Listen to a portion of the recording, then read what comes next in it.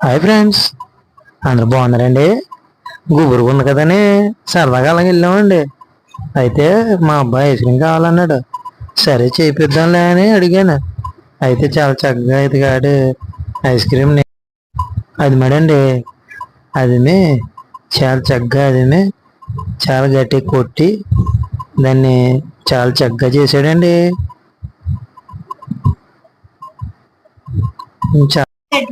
అయితే చాలా చక్కగా చేసాడండి. ఐస్ క్రీమ్ని చాలా బాగా కొట్టి అది జాయిగా దాన్ని మళ్ళీ మళ్ళీ స్టెప్లా కొట్టండి. బాగా చేసాడండి.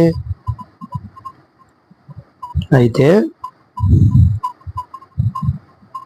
ఐస్ క్రీమ్ అంతా అయిన తర్వాత కప్పులో పెట్టించాడండి.